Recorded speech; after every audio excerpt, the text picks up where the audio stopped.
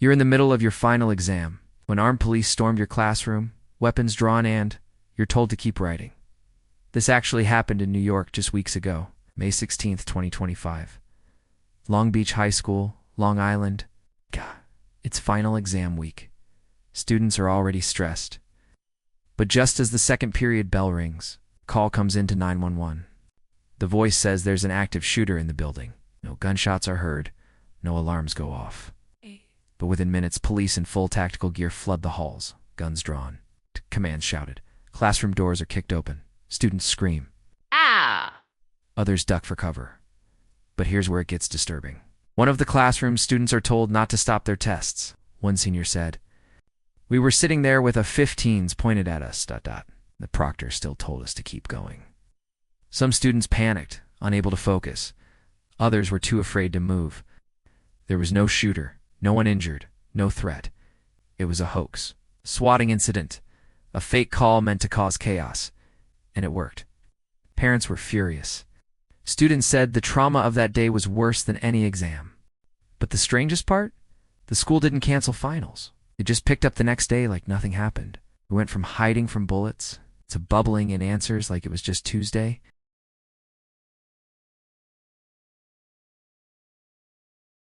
It started as a normal school morning, till a bloodied student stumbled out of the bathroom, triggering a full lockdown, revealing a horrifying attack that no one saw coming.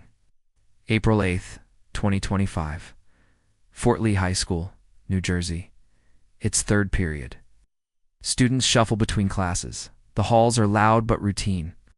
Then chaos. A 16-year-old student bursts out of the boys' bathroom, bleeding, clutching his side, stumbling. He collapses outside a classroom door. Another student screams. Someone yells, "Call 911." Within seconds, the intercom blares. This is a lockdown. Teachers, lock your doors. Students, stay silent. Inside the building, it feels like a war zone. Students crowd under desks. Whispers ripple through classrooms. Someone's been stabbed. Is there a weapon? Is the attacker still in the building? Meanwhile, emergency crews arrive. Police sweep the school.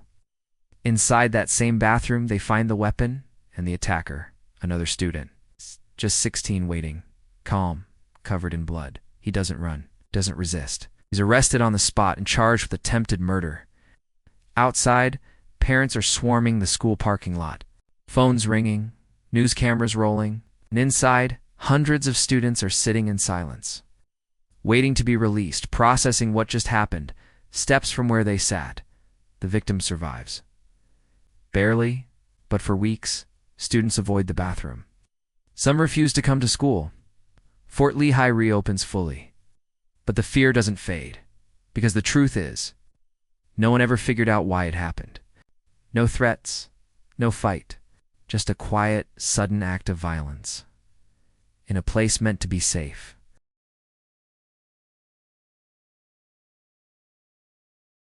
Dozens of students dropped to the floor as armed police stormed the halls because someone across the country made a phone call just for fun. May 2023. Central Valley High School, Spokane, Washington. The morning starts like any other. Students file into classrooms. Some are prepping for a quiz. Others are half asleep. Then the principal's voice cracks over the intercom. "We are in lockdown. This is not a drill." Doors slam. Lights go out. Teachers pull blinds and herd students into corners. No one knows what's happening until they hear the sirens. Outside, more than 20 emergency vehicles surround the building. SWAT officers in full gear rush in with shields, rifles, and bolt cutters. Word spreads through text messages. "Shooter in the building. Stay quiet." Police are everywhere. In one classroom, a girl vomits from fear. Another student texts his mom, "I love you, just in case." But here's the thing. There was no shooter, no weapon, not even a student in trouble. The entire event was triggered by a fake 911 call. Someone claimed there was an active shooter in the school. They gave a real student's name, even mimicked gunfire sounds. Police call it swatting, prank designed to send real law enforcement into chaos. This wasn't the first time. That same week, dozens of schools across the U.S. were hit by similar calls. But Spokane's case would become famous because they caught the caller, a 17-year-old from Canada. Online, He was known as Swatting. He sold fake threats on the dark web for money like a hitman with a keyboard. He's now facing charges in both the US and Canada. But for the students and staff at Central Valley, the scars remain. One teacher said, "We thought we were going to die." It doesn't feel like a prank when it's happening to you.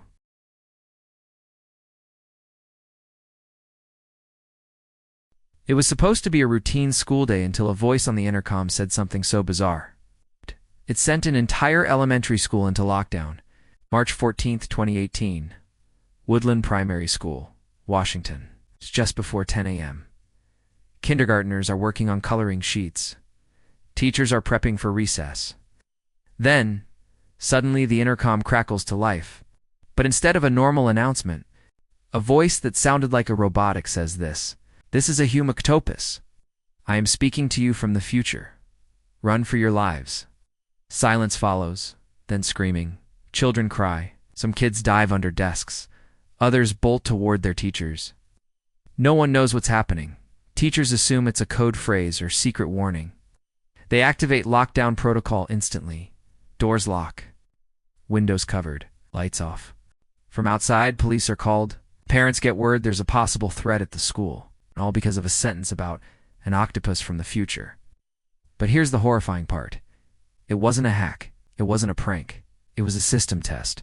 Scheduled intercom broadcast from the IT department that accidentally triggered, using placeholder text meant to test the speaker volume. The voice came from a training file, fictional, pre-written message that was never meant to go live, but it did.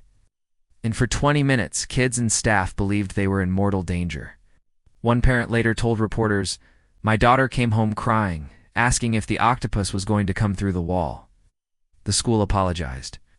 But many parents pulled their kids out for the rest of the week because it didn't feel like a mistake, it felt like a warning.